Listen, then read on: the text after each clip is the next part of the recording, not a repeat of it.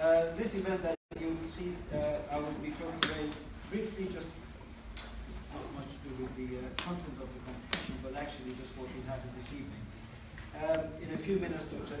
Salman Abu-Sita, who most of you know, will be giving you an introduction and the background to the whole event. And then architect Antoine Lafolle will also be giving a talk, and we're also quite happy to have architect Hassan Badwan, who I'm sure, again, many of you know. And of course, he arrived 2 days ago, and hopefully we'll be able to see the work and give a few words on that. And then after that, another well-known architect, Angela Brady, who is a practicing architect here and also in Ireland, ex-former president of the RIBA. She will be announcing, as the chair of the jury, she will be announcing comments from the jury and about the competition, and then that will be followed by Salman, who will take over and actually do the announcement of who the winners are. And at that point, we will be making screen connection with Palestine, West Bank and Gaza, hopefully. We were hoping that we would have, they are hearing us right at the moment, so it would be great to hear from them. Just to say another word or two, just would like to thank the University of Westminster, they're not here now, but for the hard work they put in and helped us at organizing the jury and the event, and also P21 Gallery, which gave us the venue, and also the organizers and everybody. And of course, I would like to give a quick thank to the jury, the international jury. Some of them traveled only for the occasion, some who probably haven't traveled out of Palestine for 20 years. Is that right? 28 years. and it's been quite an occasion. And more important than anything else, I think what is essential to realize at this event is the fact that it is the event itself for us that matters, rather than necessarily only the content of the competition. Because it was very important that this event takes place, and we hope that this will be one of many, and it's breaking through the isolation, breaking through the occupation, and obviously challenging a number of other issues. So at this point, I think I'm going to stop talking, and I would like to ask Dr. Salman to come and give us a few words.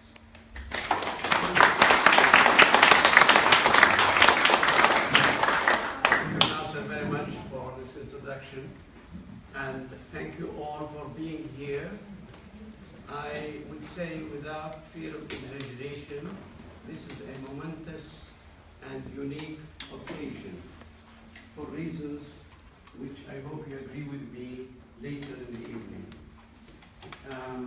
I would like to say a few words in Arabic first, addressing our students in the universities of Berzeit and the Islamic University of Gaza and Najah University in Nablus. We hope that they are listening to us now, if the electronics help us a little bit.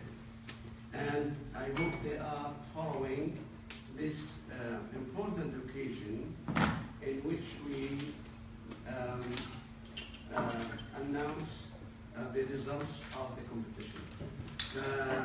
نشكر طلاب جامعة بيرزيت، جامعة إسلامية في غزة وجامعة النجاح على المشاركة في هذه المسابقة. اشتغلوا فيها بداية من 1 نوفمبر 2016 إلى 1 أغسطس 2017، سنة دراسية كاملة، وعملهم الدؤوب لكي ينجزوا تصميمات إعادة إعمار قراهم التي دمرتها إسرائيل، وصار عليهم واجب أن يعيدوا بناءها لعائلاتهم التي أصبحوا بعدها لاجئين.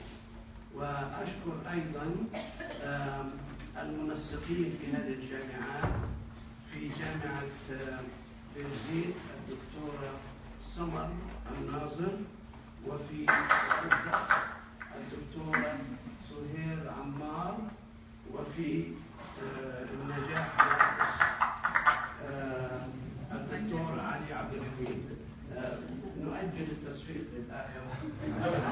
كل واحد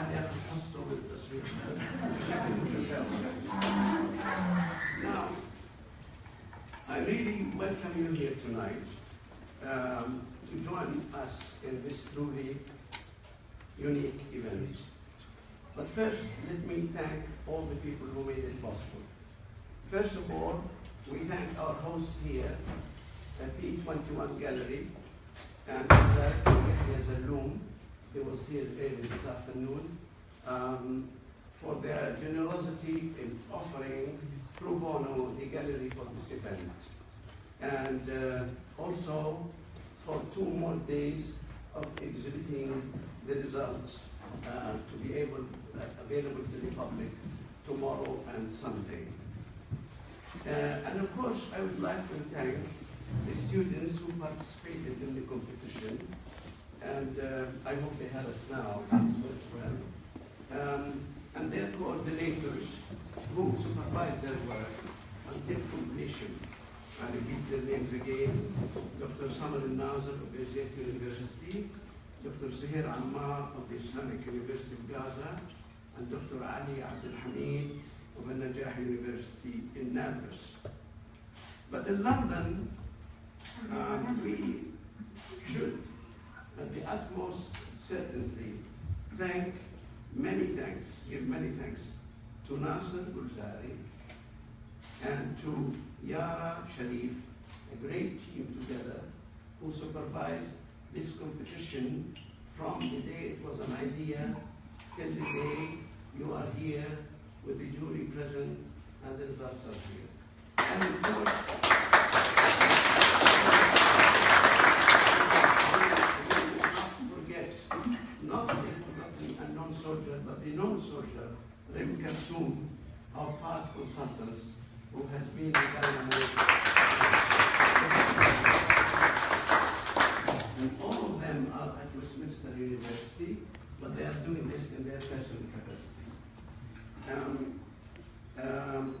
And of course, we have to thank the people who gave us the results of this competition, namely the 8-member jury who came from Germany, Victoria Walsh, and from Ireland, Connor, and of course from England here, our great friend Angela Brady, and Yara in London. And we also have the distinguished Rasim Badran from Palestine, living in Jordan and having practiced all over the Middle East. We would have also a distinguished jury member, Mr. Basim Shihabi, who has, on his way, unfortunately was hospitalized. He has been instrumental in making this competition come true, both materially and also immaterially by his support. We also would have welcomed Dr. Shadia Tuqan of Jerusalem, who could not make it for personal reasons. So we thank all of them because they gave us the results we have today. And behind the scenes, without mentioning their names, we thank the donors who put the funds necessary for running this competition and for helping with the expenses of the competition. One of the key jury members. Sorry, I'm sorry. Of course. Now, Nadia has a special story. I'll just spend a few seconds saying that. Nadia was not allowed to come out of her homeland, Palestine, for 20 years. The Israelis did not get her. They had a ban on her not to travel outside Palestine for 20 years. 28 years. And she has been to all kinds of Supreme Courts seeking justice from those people who do not know what justice is. And that's why all her efforts have failed. But then, through this competition, and through my friend Antoine, who took it upon himself, we have sent her messages of invitation to come to this competition. And her lawyer used it, and we were very concerned that she may miss this competition by 1 day or 2, which will deprive her from being member of the competition. But as Palestinians, we have the motto, we persevere, we never give up.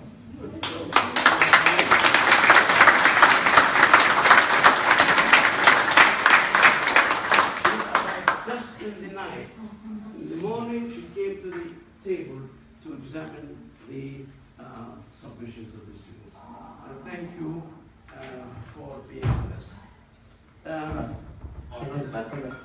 But I would like to say also, these people are the people you know, you have seen. But since we have started this competition almost more than a year ago, preceded by 4 years of work, I have been fortunate to have a friend, a colleague, and Antoine, British-Palestinian architect. We have never had any dispute or difference of opinion during the last 14 or 15 months of this. We had the same thoughts of this. He was in London and I was outside, and he orchestrated a lot of things, like we discussed, and he had the briefing system. He has been in other competitions before. What should we tell the students and how to do this and that? And then he introduced us to this wonderful team at Westminster University. So I would say thanks to all of them, because this is exactly what I call teamwork. Everyone has contributed his bit, and the result is what we have seen. We here in Palestine Land Society, established in the year 2000, we worked for 20 years to document Palestinian destroyed landscape and its erased history in both atlases and books. But the maps we produced for all of Palestine ran short of the villages subject for this competition. Now, it became therefore necessary for us to document every Palestinian village as much as possible and chart its plan, its houses, its madaf, its mosques, or church. We worked 4 years for documentation of these villages. Why is it important? There are 4 reasons why we should concentrate on the rural villages of Palestine. Number 1, as I have just explained, during the British mandate, they didn't bother the British to make detailed plans of the villages. So we don't have maps of these villages, except very few. Second reason is, when the Israelis occupied Palestine and carried out the most extensive ethnic cleansing operation in history, they immediately, after expelling the people, they destroyed these villages in an organized, systematic process which lasted 15 years.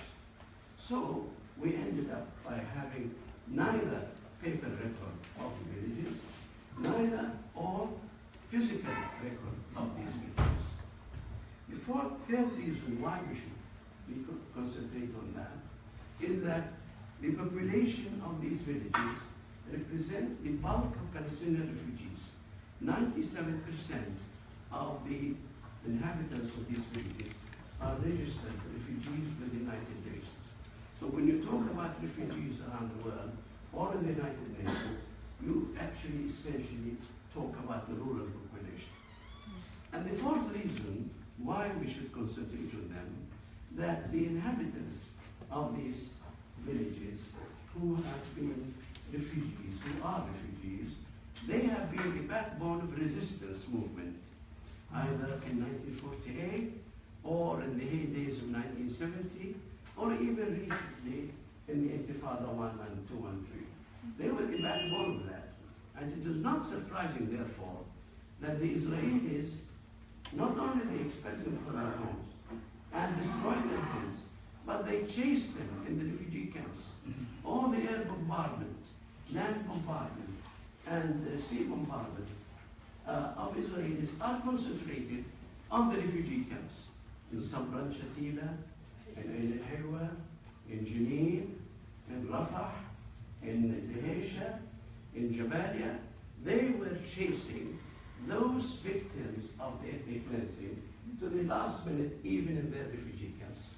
So we owe them a great deal of debt that we have to not only document these villages, as we have done, but also to help their children, who are now young architects, to help them think and plan how to reconstruct these villages again, because we believe that the right of return is a must, it's inevitable.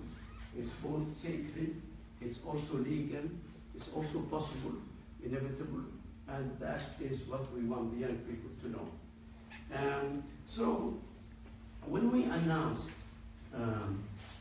last November about the competition, in a few lines, not more than 8, we received on the Facebook 8,000 hits. People were extremely interested, and they are asking why we are not involved. Now, therefore, the organization of this competition, which I hope will be a permanent one, will next year extend to more universities and more regions and so on. There was a great deal of excitement, especially among young people who wanted to know more about the homes from which their families were expelled, and they wanted to have a say about how they can build them again. And therefore, I say it again, we believe this is a historic landmark. Now, I would like to ask my colleagues to say a few words. First, Antoine. I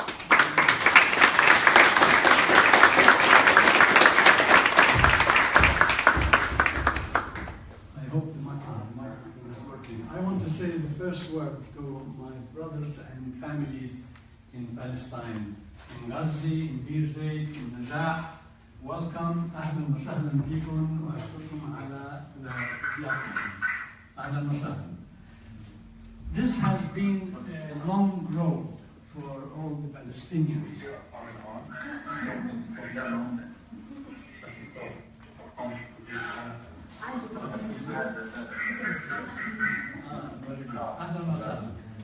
This has been a long and painful journey for the Palestinian people.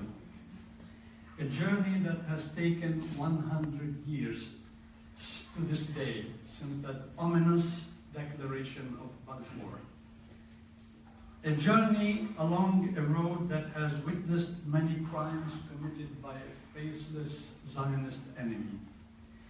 A journey along a road of many roundabouts. One of these roundabouts is the Nakba of 1948, and it's one of many that followed that tragic event. In 48, as you have heard, many people have been expelled. Salman and I and my family, 750,000 of us were expelled to no man's land. And as bad as that, we have 600 villages which are completely erased. And as a result of those crimes, no one was held accountable. That's the mystery of it all. Nobody was held accountable to this day. More roundabouts came about, and more massacres came about. Since that time and up to this day, nearly 70 years after the Nakba, we have now reached a dead end. So we, the displaced people of 1948, will return to the root cause of this tragedy, to rebuild the destroyed villages and to exercise our right of return, a right that is embedded in international law. So no more roundabouts. We are going back to 1948. For that, we have 3 action points which interest me, and that's why I am in this competition. Only 1948 has the solution to this tragedy. Number 1. Number two, only the youth of Palestine, the students of today who entered this competition, and there will be more of them, they are the flag bearers of the future of Palestine. They are the thinkers, they are the movers, not the politicians. These are the grassroots movements that will really make the right of return possible. Thirdly, only beyond the borders of Palestine should any action be taken to redress the pains of the Palestinian people. Within the confines of historic Palestine, we are under occupation by a Zionist regime that would not allow even a jury member to leave, like Nadia. They are afraid. So we have to take the case outside of Palestine, into Europe, into the P21, into London, into the home of the Balfour. May he not rest in peace. Thank you very much.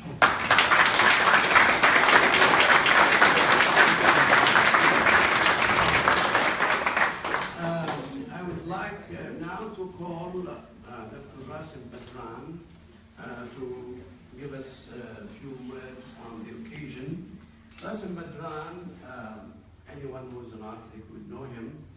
He is an award-winning Palestinian architect from Jerusalem, and he has many accolades. I mentioned one of them. He is a member of the International Master Jury for Aga Khan Awards in Architecture, and he was the recipient of the Palestinian Award for Architecture in 1995. He will give us a few thoughts on the subject.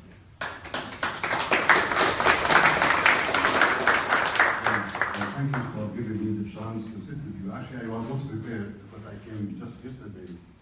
But I think the approach of how we look about lost land to make it alive in our soul, in our mind, this will help us in visualizing how the future will look like. And I think this is one of the major aspects of this competition. And I think the PLS by Dr. Salman is a courageous step towards having some hope of this lost land.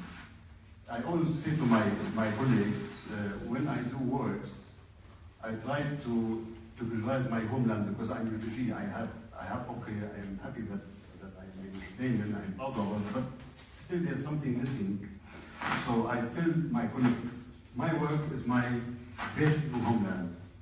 So I think the work of these students who came from Bir Zayed and Palestinian universities, they are trying to find out their homeland through this work.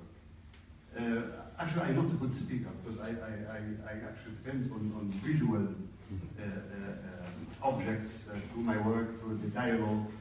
And I hope once when I have a chance to give a lecture here in London about how I look to architecture in a more global scale, how architecture can make peace in this world instead of bringing hostility between social groups, because we are part of this. We are blamed that we are helping this hostility through our work. When we talk about iconic architecture, so I think the Palestinian villages represent the most human approach of how we live in peace. That's what I can say. So it's very short. I don't want to talk so much because I wish that I can have chance. I will be coming beginning of next month for the Mayor's Award for Rifat Judiciary, and I have to be I'm part of the jury with Anglia. So I think I love to give a lecture about this very critical and very harsh way of criticizing what's going on in the globe about architecture. Because as I said, my work is my homeland. This is actually what.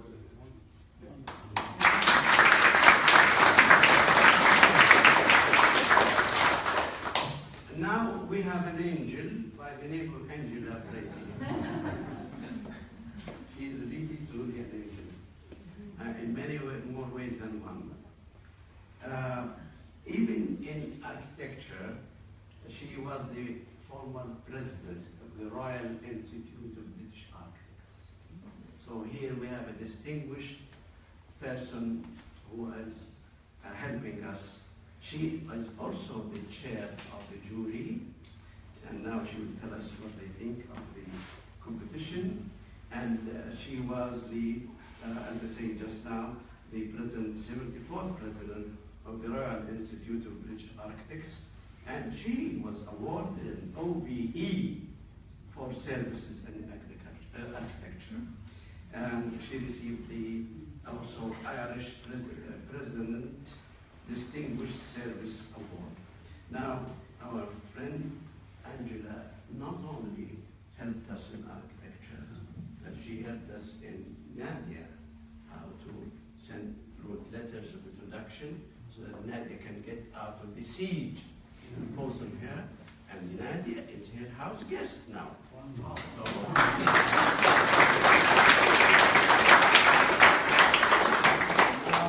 Angela, on behalf of the jury, and of course herself, will tell us her remarks about the design submitted. Thank you. Marhaba. I don't speak much more than that. Delighted to be here, and absolutely delighted to have Nadia Habash all the way from Palestine, who I met nearly 10 years ago when I went over there with a group of women architects with the British Council on a Women at Work project.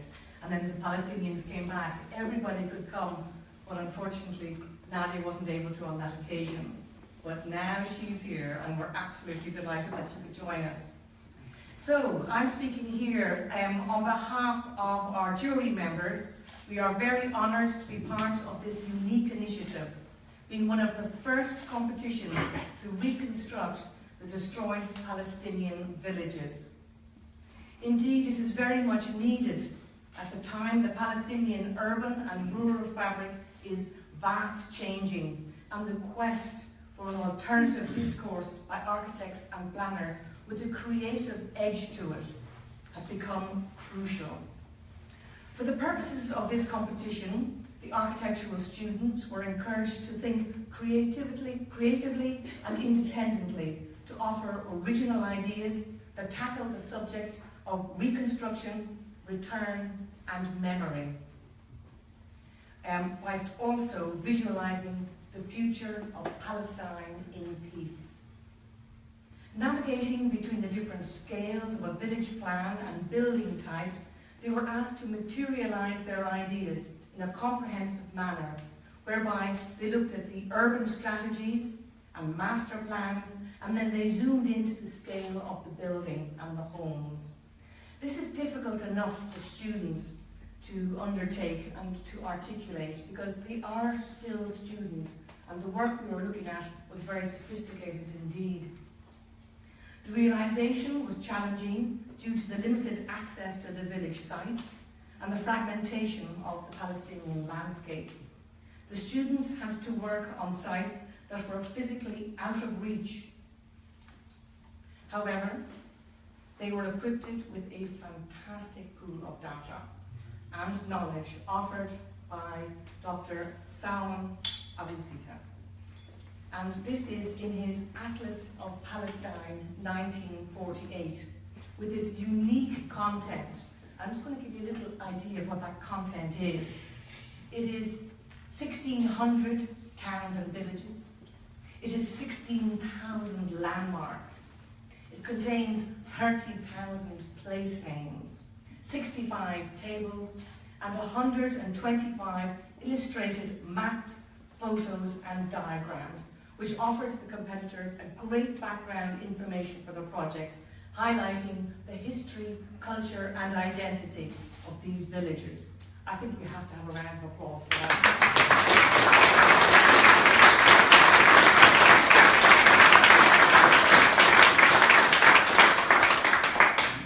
Our experienced jury has looked thoroughly at all of the entries before making our selection. We were satisfied with the content and the approach of the students. Most of them had tried to stretch their ideas beyond the physical confinement enforced by the occupation. The entries varied from poetic approaches to pragmatic ones, and at times some of the more predictable, symbolic or conventional ideas. So it was a whole different range that we were looking at. Our jury has therefore selected 4 projects for exhibition, which you see here before you. And we felt that these were the strongest ones that were on offer.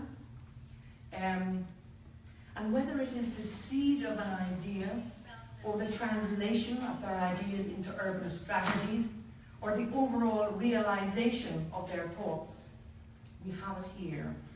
Surprisingly, 2 of the village projects that were selected were of the same village. So out of 100, 2 of them chose the same one. Both projects, however, have a very different approach to dealing with the same context. The outcome of our selection is as follows. Our jury has decided to award the first and second prize for the projects that manifested a degree of originality and some uniqueness to their schemes. A third prize wasn't offered. However, 2 commendations are awarded to the projects, to the 2 projects which provoked debate, from conceptualization and spatial and speculative thinking to the more real estate-driven approach. But overall, we were very pleased with the design levels of the entries. And that concludes the jury feedback. So on a personal note, I just wanted to say that it was a pleasure to have taken part in this competition. On behalf of the jury, I want to thank all of the organisers of this remarkable competition, and to all the architectural students who entered it in this first year. We look forward to seeing this competition grow from strength to strength every year, and to help inspire more students to take on this design challenge, to reconstruct the destroyed Palestinian villages with new design solutions that are very imaginative and will give these villages hope for a peaceful future. So now it's time for the competition results, and I'm delighted to hand over to Dr. Saleh to make the final announcements. Thank you.